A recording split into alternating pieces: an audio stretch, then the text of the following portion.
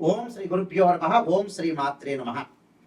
శని వక్రగతి 138 రోజుల పాటు జూలై 27వ తారీఖు నుంచి డిసెంబర్ 11వ తారీఖు వరకు కూడా శని వక్రగతి యొక్క ప్రభావం మేషాది ద్వాదశ రాశుల మీద ఏ విధంగా ఉండబోతుంది? శని ఆయుష్ కారకుడు, అంటే ఆయుష్ని ఇచ్చేవాడు ప్రధానంగా శని. పనులలో ఆలస్యం చేయకుండా, అంటే పనులలో ఆలస్యం చేసే గ్రహం ఏమిటి అంటే శని. అంటే శని వల్ల కొన్ని యోగాలు కూడా ఉంటాయి. అంటే చెడు యోగాలు ఉన్నాయి, మంచి యోగాలు ఉన్నాయి. అలానే శశి మహాపురుష యోగాలు ఉంటాయి. అలానే చెడు యోగమైన పునర్భవ దోషం కూడా ఏర్పడుతూ ఉంటుంది. అంటే శని చంద్రుల యొక్క కలయిక వల్ల శని చంద్రుడి మీద దృష్టి ఉండటం వల్ల, చంద్రశనుల యొక్క పరస్పర దృష్టి వల్ల కూడా పునర్భవ దోషం అనేది కాలయాపన జరిగే అవకాశాలు ఎక్కువగా ఉంటాయి. అయితే ఈ గోచారరీత్యా శని వల్ల, శని 138 రోజుల పాటు వక్రగతిలో ఉండటం వల్ల మనకి ఎలాంటి ఫలితాలు జరగబోతున్నాయి? శని యొక్క కారకత్వాన్ని మనం చూసుకునేటట్టయితే శని ప్రధానంగా కొన్ని భావాలకి, అంటే వ్యయభావానికి కూడా అధిపతి శని. అలానే ఇక్కడ శని ఏదైతే ఆయుష్ని, ఆరోగ్యాన్ని, ప్రధానంగా పనులలో ఆలస్యాన్ని, అలానే ఇలాంటి విషయాలన్నిటి కూడా కారణభూతం. అంటే ఇనుము, ఆయులు, పళ్ళు, అలానే ఆరోగ్యపరంగా ఇబ్బందులు, అలానే ఎముకలు, అలానే పాదాలు, కీళ్ళు, ఇలాంటి వాటిలన్నిటి కూడా కారణభూతమయ్యే గ్రహం ఏంటంటే శని.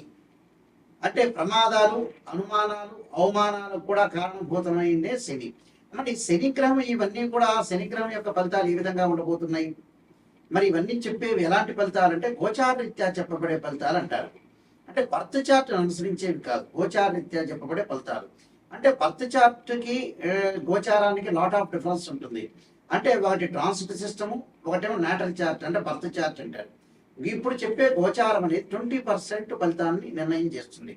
అందులో మన ఈ 138 రోజుల పాటు శని యొక్క ప్రభావం ఏంటి, వృత్తి, ఉద్యోగ, వ్యాపార రంగాల్లో ఏ విధంగా ఉండాలి, వివాహపరంగా ఏ విధంగా ఉండాలి, ప్రమాదాలు, ఇళ్ళు కొనుగోలు చేయటం, వస్తువులు కొనుగోలు చేయటం, అలానే ఆరోగ్యపరంగా ఎలాంటి ఇబ్బందులు కలగబోతున్నాయి, కోర్టు సమస్యలు ఏ విధంగా ఉండబోతున్నాయి, సంతానపరంగా సమస్యలు ఏ విధంగా ఉండబోతున్నాయి అని చెప్పగలిగేది శని యొక్క ప్రభావం కూడా అన్ని స్థానాల మీద. అంటే ఏ భావం, ఏ భావాధిపతి ఉంటుందో ఆ భావాధిపతి మీద కూడా శని యొక్క ప్రభావం, దృష్టి అనేది ఉంటుంటుంది సహజంగా. ఎందుకంటే మకర కుంభ రాశ్యాధిపతుడు శని అయ్యాడు.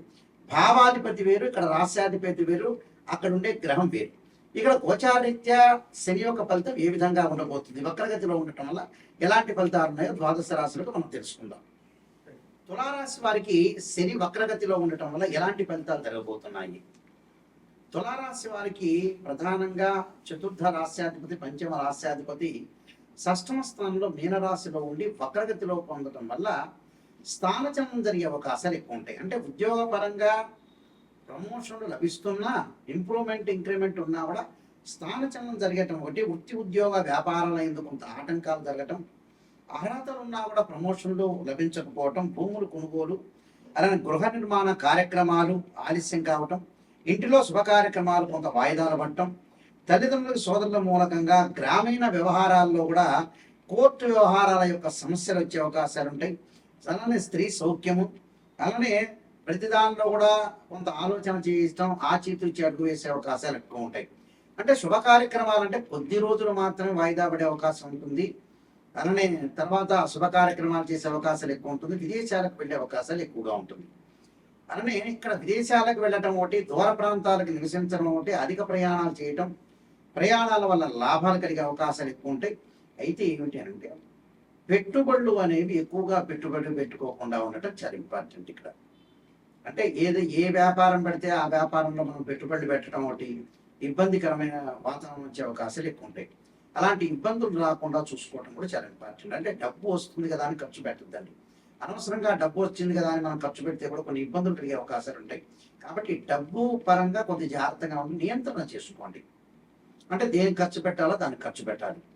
సంతాన పరంగా అనుకూలంగా ఉంటుంది. విద్యార్థులు అధిక శ్రద్ధతో ముందుకెట్టడం చాలా ఇంపార్టెంట్.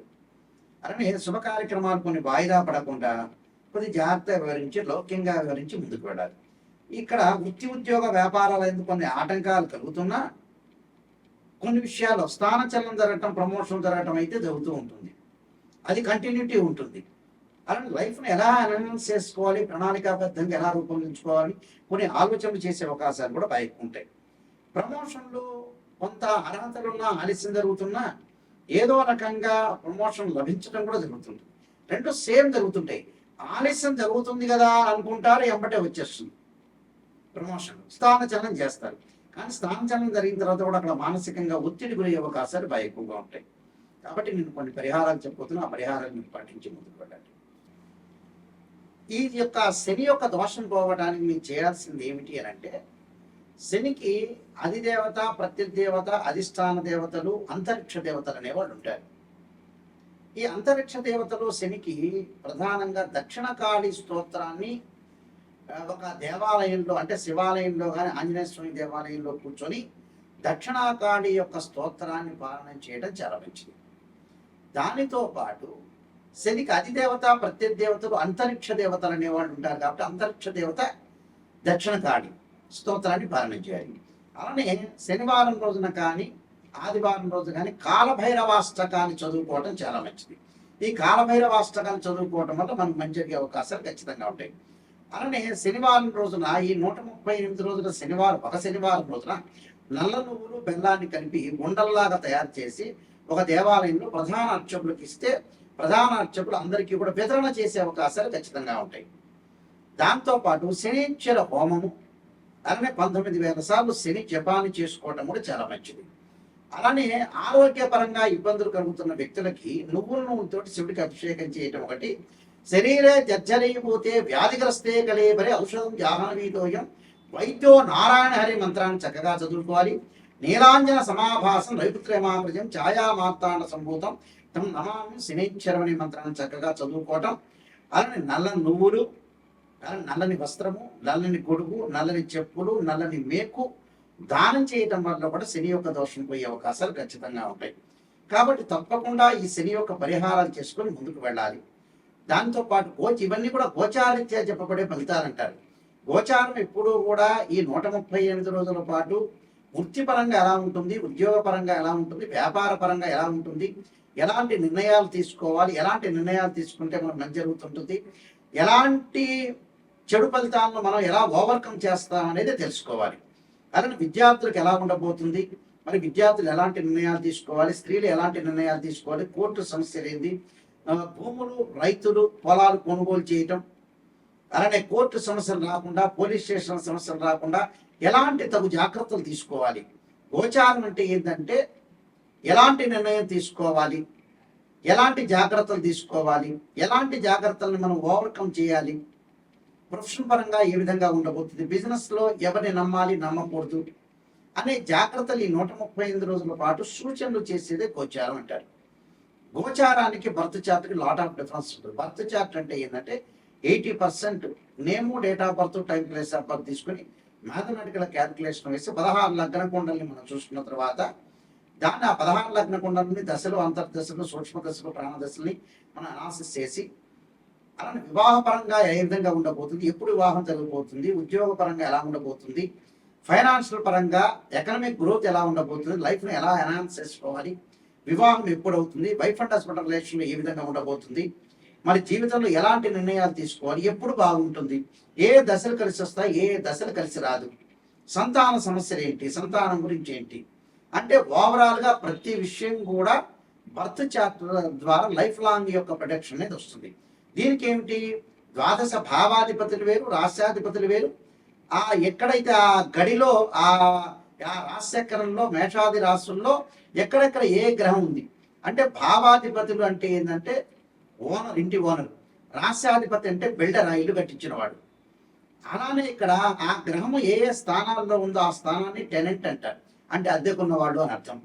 అలాగా దాని యొక్క దృష్టి ఏంటి అంటే భావాధిపతులు అంటే ఏంటంటే ఎవరైతే జన్మలగ్నంలో జన్మిస్తారో ఆ లగ్నానికి అధిపతి ఎవరంటే తనుభావం అంటారు. తనుభావానికి రవి అధిపతి, ద్వితీయ భావానికి గురువు, తృతీయ భావానికి కుజుడు, చతుర్థ భావానికి ఇక్కడ చంద్రుడు బుధుడు అని, పంచమ భావానికి కుజుడని అంటే పంచమ భావానికి గురువు అని, అలాగే షష్టమ భావానికి కుజుడని అంటే షష్టమ భావానికి కుజుడు శని, పంచమ భావానికి వచ్చేటప్పుడు గురువు, చతుర్థ భావానికి చంద్రుడు బుధుడు, ఇవి భావాధిపతులు.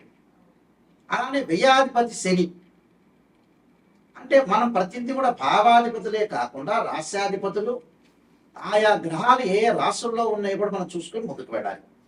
ఒక వివాహం కాలేదు అని అంటే ఒక మనిషికి రాశిచక్రము, నవాంశము, భావచక్రము, దశలు, అంతర్దశలు, వృత్తిపరంగా ఫైనాన్షియల్ పరంగా డెవలప్మెంట్ లేదు అంటే రాశిచక్రము, దశమాంశము, భావచక్రము, దశలు, అంతర్దశలు చూడాలి.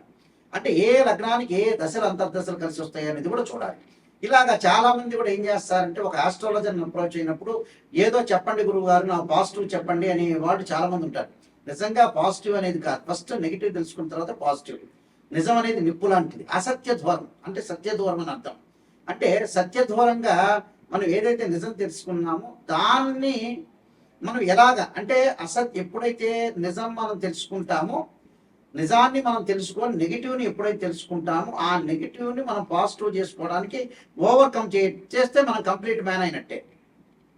అంటే నెగిటివ్ని పాజిటివ్ చేస్తే మనం కంప్లీట్ మ్యాన్ అయినట్టే. అబద్ధాల ముసుగులో మనం ఉండటం అనేది మంచిది కాదు. ఎప్పుడైనా సరే ఆస్ట్రాలజర్ని అప్రోచ్ అయ్యేటప్పుడు కరెక్ట్గా నిజం తెలుసుకుంటే మీ జీవితం బాగుపడినట్టే. ఏదో ఆస్ట్రాలజర్స్కి మనం డబ్బులు ఇచ్చాం కదా పాజిటివ్ చెప్పండి అనేది కరెక్ట్ కాదు. అందువల్ల నిజాన్ని తెలుసుకోండి. ఆ నిజాన్ని తెలుసుకొని ఏదైనా జాతకపరంగా నెగిటివ్ ఉంటే దాన్ని ఓవర్కమ్ చేసుకుంటే కంప్లీట్ అవుతుంది. మా వెబ్సైటు www.nayakanti.com, nayakanti.in. నేను నెంబర్ ఆఫ్ ఆస్ట్రాలజీ బుక్స్ రాశాను. కాలసర్పయోగము, కాలసర్పయోగ చంద్రిక, రాహుకేతులు, ఛాయాగ్రహాలు, బృహత్ పరిహార సింధు, పుత్రగణపతి వ్రతము, స్వప్న శాస్త్రము, సర్వదేవతా గోత్ర ప్రవర్త పార్ట్ 1, పార్ట్ 2. అలానే ముఖ్యంగా నవగ్రహ దోషాలకి ద్వాదశ మహావిద్యల యొక్క స్తోత్ర కారణాలు, వివాహ మార్తాండము, జాతక Chandrika, production of astrology, transits of results అనే బుక్స్ రాశారు. మీరు అన్నీ కూడా నిజంగా నెగిటివ్ తెలుసుకొని దాన్ని పాజిటివ్ చేసుకోవడం ఎలా అనేదే పాయింట్ ఆలోచన చేయండి. ఎందుకంటే మ్యాథమెటికల్లో డిగ్రీల్లో ప్రతిదీ కూడా అనాలిసిస్ చేస్తేనే మనకు తెలుస్తుంది. గోచారం అనేది 20% సపోర్ట్. ఈ 135 రోజుల పాటు ఎలాంటి సూచనలు, ఎలాంటి నిర్ణయాలు తీసుకోవాల్సిన అవసరం ఉంటుందనేది చూసుకోవాలి. ఎందుకంటే గోచారిత్య శని, ఎల్నాటి శని ప్రభావం, అలానే అర్ధాష్టమ శని, అష్టమ శని, కంటక లేదా పొంగు శనిలు ఏ విధంగా ఉండబోతున్నారు, ఎలాంటి పరిహారాలు చేసుకోవాలి అంటే నేను చెప్పిన పరిహారాలన్నీ కూడా మీరు చేసుకుని ముందుకెళ్తే మీకు మంచి జరిగే అవకాశాలు ఖచ్చితంగా ఉంటాయి.